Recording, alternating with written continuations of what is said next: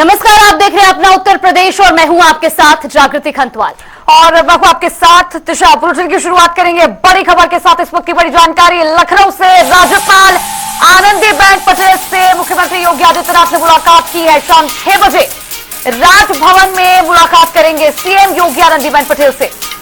राजनीतिक चर्चा के बीच राज्यपाल से ये मुलाकात होनी है। बड़ी खबर आपको बता रहे हैं, आज मुख्यमंत्री योगी आदित्यनाथ शाम करीब 6 बजे राजभवन में राज्यपाल आनंदीबेन पटेल से मुलाकात करेंगे। ये मुलाकात काफी महत्वपूर्ण, क्योंकि राजनीतिक चर्चा के बीच ये मुलाकात होने जा रही है। कई महत्वपूर्ण बिंदुओं पर भी चर्चा हो सकती है। बिल्कुल, और राजनीतिक खींचतान जिस तरह से उत्तर प्रदेश में जारी है, लगातार बैठकें हो रही हैं। बैठकों के साथ साथ मंथन इन सभी बैठकों में हो रहा है। लोकसभा चुनाव पर समीक्षा और अन्य मुद्दे, और इसके बीच ये बैठक राज्यपाल के साथ राजभवन में मुख्यमंत्री योगी आदित्यनाथ की बेहद महत्वपूर्ण और कई मुद्दों पर इस दौरान चर्चा संभव। तो शाम करीब 6 बजे का समय होगा जब राजभवन में मुख्यमंत्री योगी आदित्यनाथ राज्यपाल आनंदीबेन पटेल से मुलाकात करेंगे। इस वक्त ये बड़ी खबर आपको बता रहे, उत्तर प्रदेश में एक तरफ जहां लगातार बैठकों का दौर जारी है, कई महत्वपूर्ण विषयों पर निर्णय भी लिए जा रहे हैं। इसी बीच ये मुलाकात होनी है। ये बड़ी खबर आपको बता रहे, शाम करीब 6 बजे ये मुलाकात होगी। राजभवन में मुख्यमंत्री योगी आदित्यनाथ राज्यपाल आनंदीबेन पटेल से मुलाकात करेंगे। और यहां आपको बताते चले कि 10 सीटों पर, 10 विधानसभा सीटों पर उपचुनाव होने हैं उत्तर प्रदेश में। इसी को लेकर लगातार बैठकों का दौर उत्तर प्रदेश में जारी है। और हाल ही में कार्य समिति की बैठक हुई थी बीजेपी की, जिसके बाद आज भी एक बड़ी बैठक हुई सीएम आवास पर। मुख्यमंत्री योगी आदित्यनाथ और तमाम मंत्रियों ने 30 के 30 मंत्री यानी कि पूरी कैबिनेट के साथ बड़ी बैठक हुई और चुनावी मुद्दों पर ही इस दौरान चर्चा की गई। और इसके बाद अब एक और बड़ी बैठक राज्यपाल के साथ राजभवन में ये मीटिंग, राजनीतिक मुद्दों पर चर्चा संभव।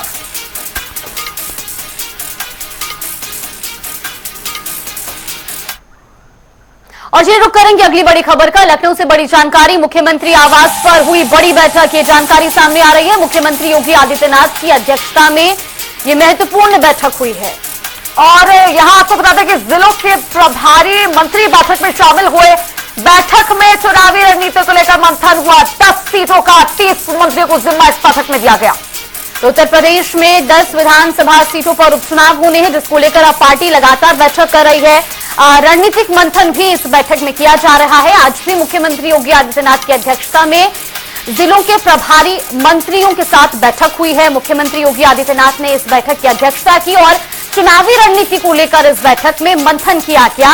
खासतौर पर बात की जाए तो इन 10 सीटों पर 30 मंत्रियों को अब जिम्मेदारी सौंपी गई है और इन 10 सीटों पर उपचुनाव होने हैं। इसको बेहद गंभीरता से भारतीय जनता पार्टी यहां पर ले रही है। और ऐसा कहा जाता है कि भारतीय जनता पार्टी का एक ट्रेंड है कि एक चुनाव खत्म होता है तो दूसरे चुनावों की तैयारी बीजेपी शुरू कर देती है। लोकसभा चुनाव में बड़ा झटका बीजेपी को लगा, जिसके बाद अब इन 10 सीटों को बेहद गंभीरता से बीजेपी लेती हुई नजर आ रही है। इसी के लिए बैठकें लगातार जारी।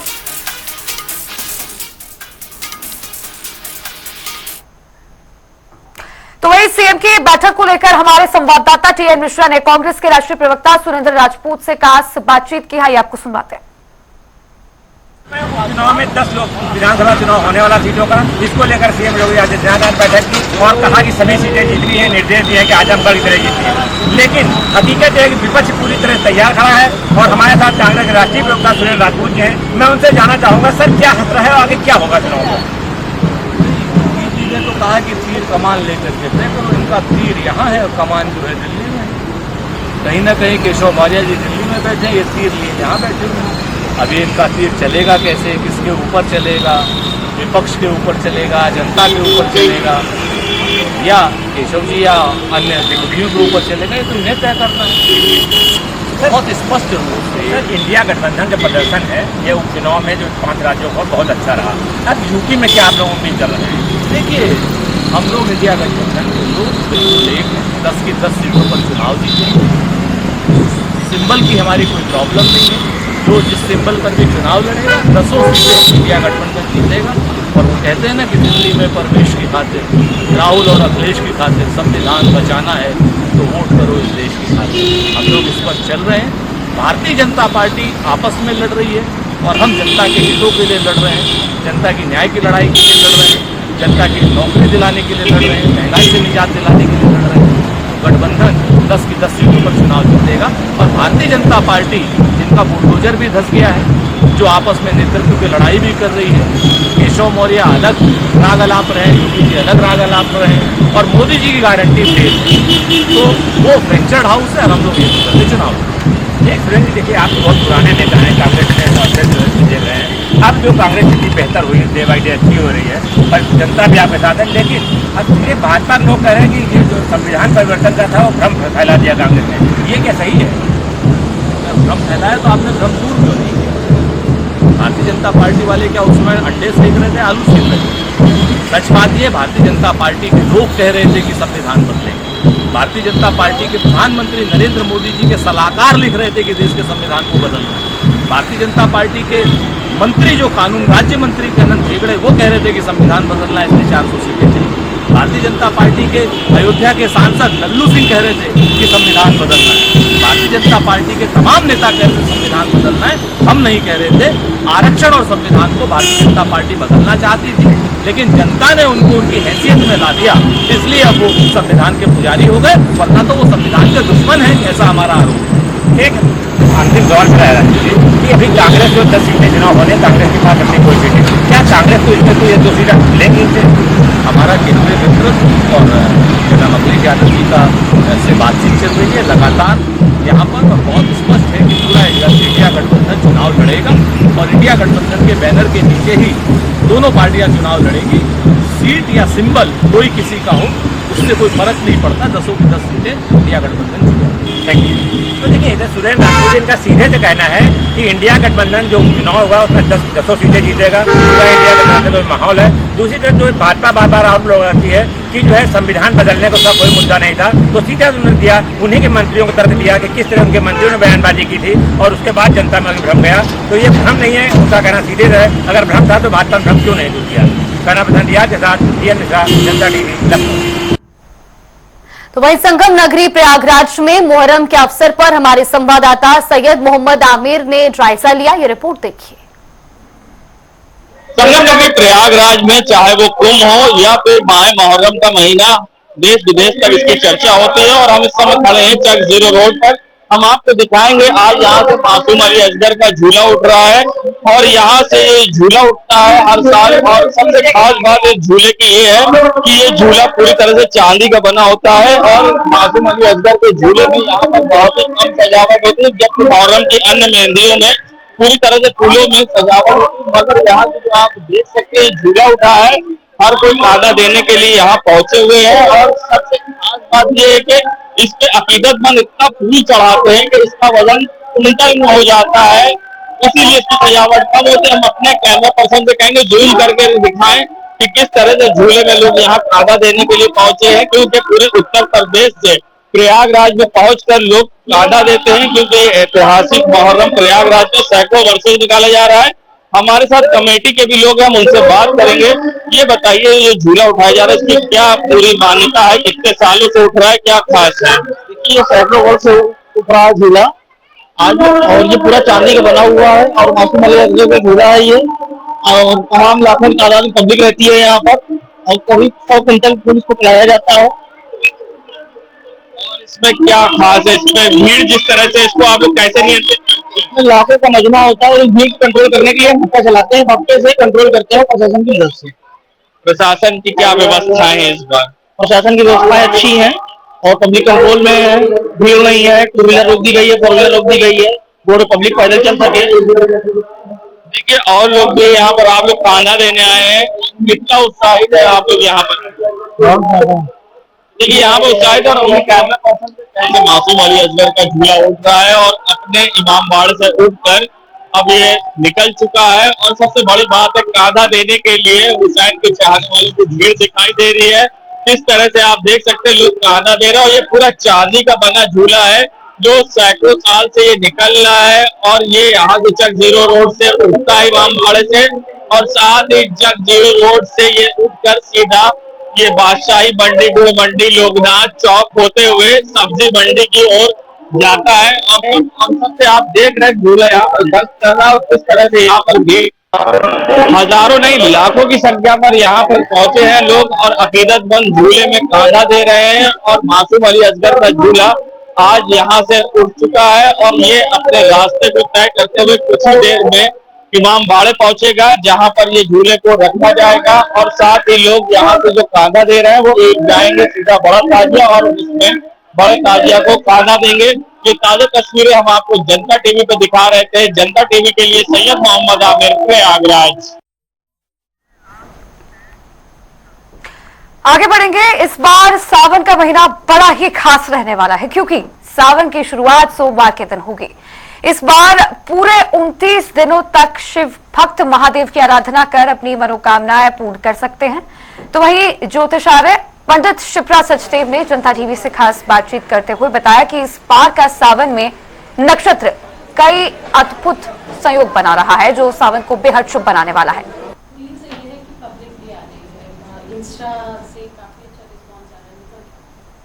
सावन का महीना शुरू हो रहा है 22 तारीख से और 72 साल बाद शुभ संयोग बन रहे हैं। ऐसे में क्या संयोग बन रहे हैं, हमारे साथ पंडित शिप्रा सचदेव हैं, ज्योतिषाचार्य हैं।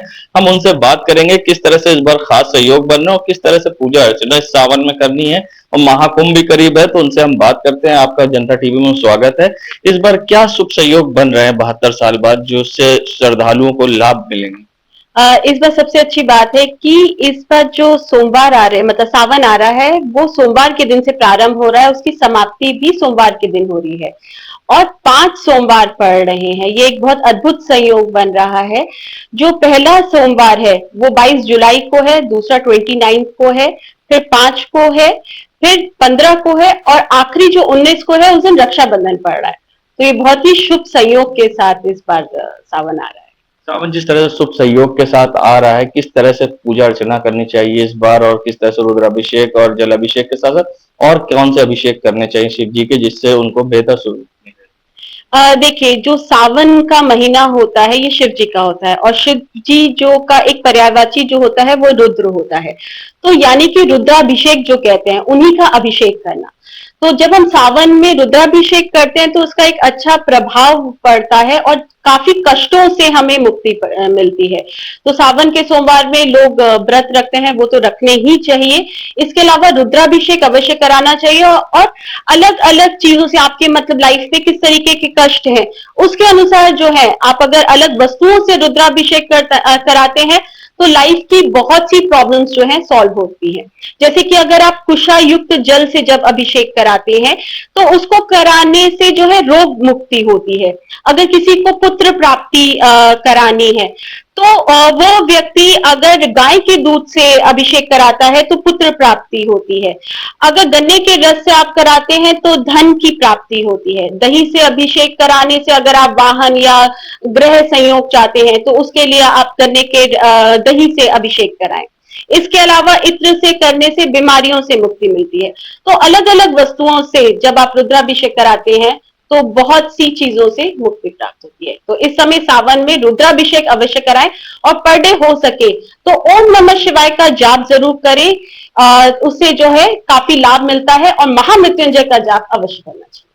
देखिए, ये बताया आपको किस तरह से 72 साल बाद ये शुभ संयोग बन रहा है। सोमवार से पहले दिन 22 तारीख को शुरू हो रहा है और रक्षाबंधन के दिन सोमवार के ही दिन सावन का महीना खत्म हो रहा है और किन किन चीजों से अभिषेक करने से फायदे होते हैं ये भी पंडित शिप्रा सचदेव जी ने बताया है। फिलहाल आप भी अपने घर में और अपने बगल के शिवालयों में जाएं और रुद्राभिषेक करें, जिससे भगवान शिव की आपको बेहतर उनसे आशीर्वाद आपको मिल सके। जनता टीवी के लिए सैयद मोहम्मद आमिर, प्रयागराज। तो वही कांग्रेस प्रवक्ता अंशु अवस्थी का बड़ा बयान सामने आया है। उन्होंने कहा कि रहीम नगर, पंतनगर, इंद्रप्रस्थ, खुर्रम नगर में बुलडोजर कार्रवाई रुकवाना जनता की जीत है और कांग्रेस पार्टी के द्वारा जो जनता के हक की लड़ाई लड़ी गई उसकी जीत है। बुलडोजर की कार्रवाई रुकना जनता की जीत है और कांग्रेस पार्टी ने जो उनके हक की लड़ाई लड़ी उसकी जीत है। लेकिन भारतीय जनता पार्टी की सरकार, उनकी नीयत साफ नहीं है। इससे पहले तमाम कमजोर असहाय लोगों पर बुलडोजर चला, क्या उसके लिए वो माफी मांगेंगे? और आने वाले विधानसभा चुनाव को लेकर जो बात है तो ये बिल्कुल तय है कि भाजपा की सरकार इस विधानसभा के उपचुनाव के बाद फिर से कार्रवाई करेगी, क्योंकि कार्रवाई रुकी है, नियत नहीं बदली है, नियत वही है। नियत है कमजोर लोगों पर अत्याचार करना। पंतनगर में जो कार्रवाइयां रुकी है बुलडोजर की, वो जनता की जीत है, सरकार की हार है, उनके अहंकार की हार है। और चलिए रुक करेंगे बड़ी खबर का। प्रयागराज से इस वक्त की बड़ी खबर, माफिया अतीक अहमद से जुड़ी ये बड़ी जानकारी सामने आ रही है। अतीक अहमद की 50 करोड़ की संपत्ति पर कब्जा किया गया है। सरकार ने बेनामी संपत्ति पर कब्जा किया है। और वहीं आपको बता दें कि गैंगस्टर एक्ट में पुलिस ने संपत्ति को कुर्क किया था। विपक्षियों द्वारा कोई साक्ष्य प्रस्तुत नहीं किया गया, जिसके बाद अब कैंट थाने में गैंगस्टर एक्ट का मुकदमा दर्ज हुआ था और अतीक अहमद की 50 करोड़ की संपत्ति पर कब्जा सरकार ने कर लिया है। तो ये बड़ी खबर आपको बता रहे हैं, जहां 50 करोड़ की ये बेनामी संपत्ति है जिस पर कब्जा किया गया है। गैंगस्टर एक्ट में संपत्ति को कुर्क किया गया।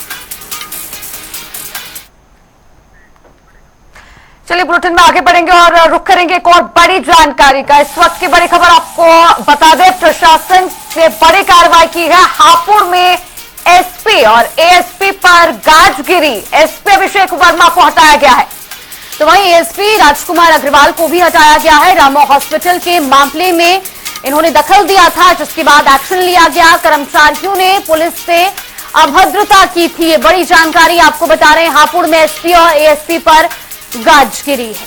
प्रशासन ने यहां पर बड़ी कार्रवाई की है और एसपी को यहां पर सस्पेंड किया गया है। साथ ही एसपी राजकुमार अग्रवाल को भी हटाया है और इन पर आरोप है कि दखल दिया गया था मामलों में, जिसके बाद ये बड़ी कार्रवाई की गई। और दिल्ली से बड़ी खबर आपको बता दें, जुलाई के अंत में बीजेपी की बड़ी बैठक होनी है। ये बड़ी खबर आपको बता रहे, भारतीय जनता पार्टी के शासित राज्यों के मुख्यमंत्रियों की ये बैठक होगी। प्रधानमंत्री नरेंद्र मोदी इस बैठक की अध्यक्षता करेंगे। और आपको यहां बताते चले कि यूपी से दोनों डिप्टी सीएम भी इस बैठक में शामिल होने वाले हैं। जेपी नड्डा, अमित शाह भी बैठक में मौजूद रहेंगे। राजनाथ सिंह बैठक में शामिल होने वाले हैं और विधानसभा चुनाव को लेकर मंथन इस बैठक में होगा। आगामी कुछ समय में 5 राज्यों में विधानसभा चुनाव आने वाले हैं और इसी को लेकर यह बड़ी बैठक लगातार अब मंथन का दौर देखने को मिलेगा।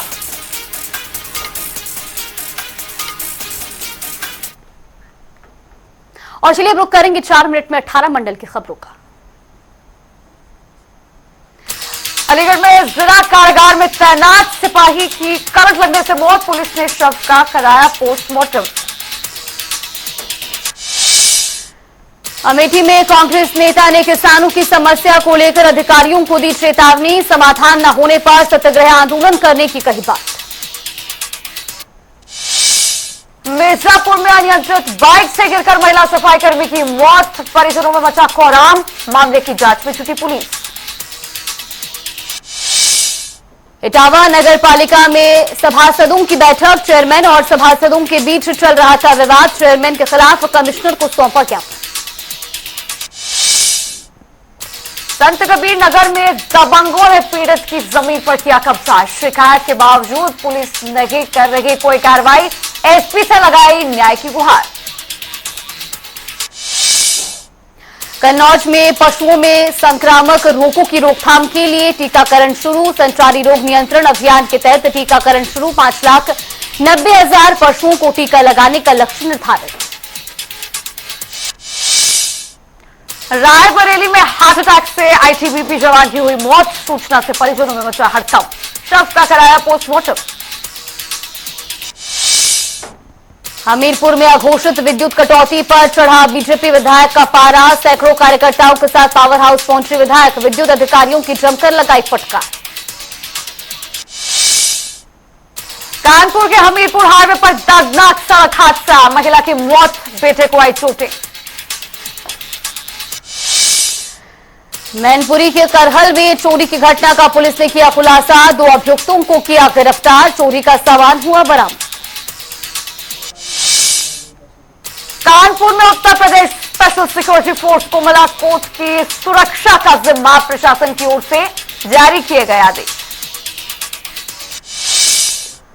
रायबरेली में चांदनी हत्याकांड मामले ने पकड़ा तूल, समाजवादी पार्टी का डेलीगेशन पहुंचा, चुरुआ गांव, घटना के बारे में ली जानकारी। फतेहपुर में 7 बार सांप के काटने का मामला, सीएमओ ने जांच पूरी कर मामले में डीएम को सौंपी रिपोर्ट, आगे की जांच में जुटी पुलिस।